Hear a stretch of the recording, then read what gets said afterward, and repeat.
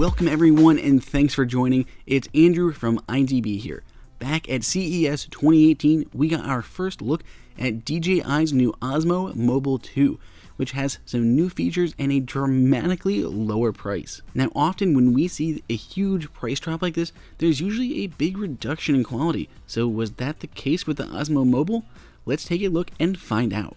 Now, I've spent quite some time with the Osmo Mobile 2, and the biggest thing that I can tell you is there's not a huge difference in performance-wise from the Mobile 2 from the original. There's just really not a lot of huge improvements in how the gimbal actually works. That said, there are a lot of new features and smaller enhancements that make it a really nice product, but it's probably not necessarily worth the upgrade. Now, if you're buying a gimbal for the first time, absolutely, this is a great option to go with.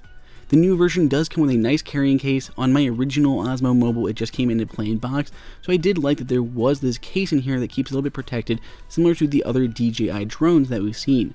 It does come with the gimbal and a USB cable. Now, that USB cable was my first point of contention with the Osmo Mobile 2 because for some reason, it is still sticking with USB or micro USB. I don't know if it's just a licensing issue and it's a little bit cheaper to go with micro B over USB-C, but I really would have preferred a USB-C cable on the updated gimbal.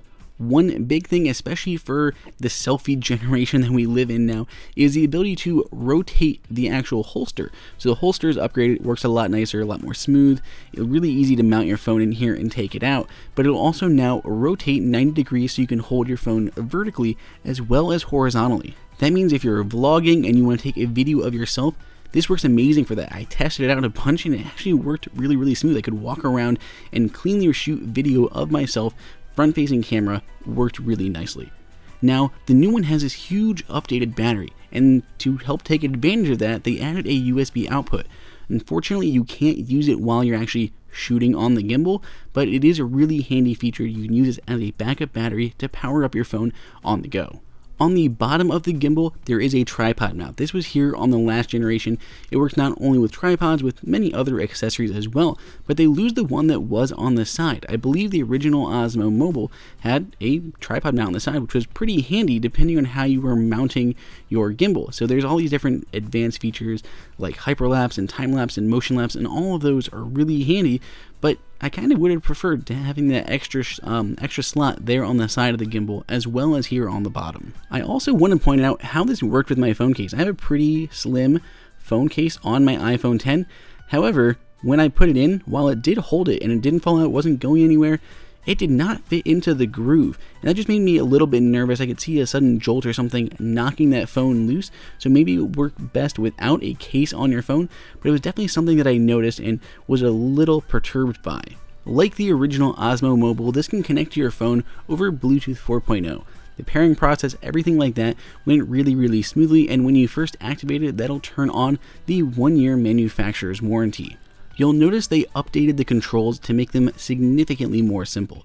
You now only have 3 buttons there on the top, a mode button, which also doubles as the power button, a actual joystick, and the record and shutter button. On the side, there is still the zoom and pull button that you can use to actually zoom in on the camera because this does communicate over Bluetooth.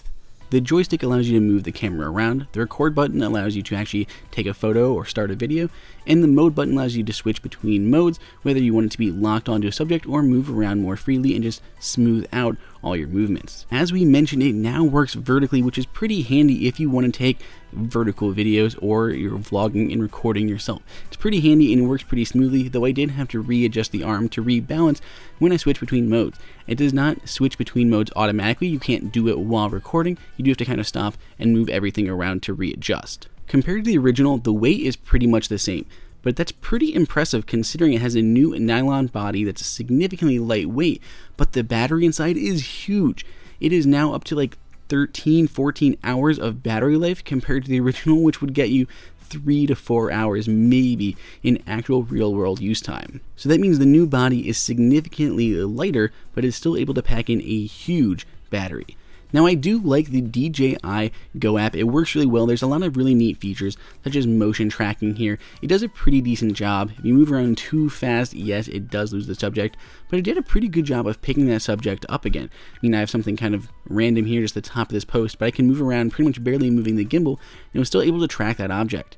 A lot of people have wondered how this actually fares with the optical image stabilization on the iPhone, and it does a good job. I mean, here's a side-by-side video of shooting handheld on the right and then gimbal on the left. There may be tiny bits of stuttering, but overall it is significantly smoother. One of my favorite things to do with gimbals, especially the DJI Osmo and the Osmo 2, is shooting time-lapse, hyperlapse, and motion-lapse.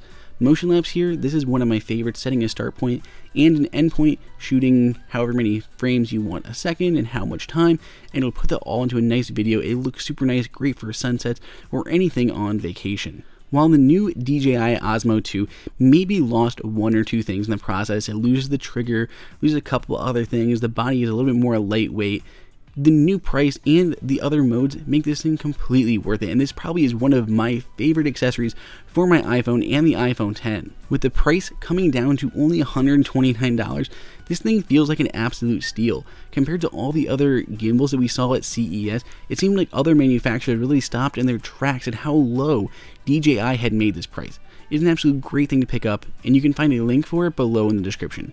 Let me know what you guys think down in the comments, subscribe, give us a thumbs up. Until next time, this is Andrew for IDB.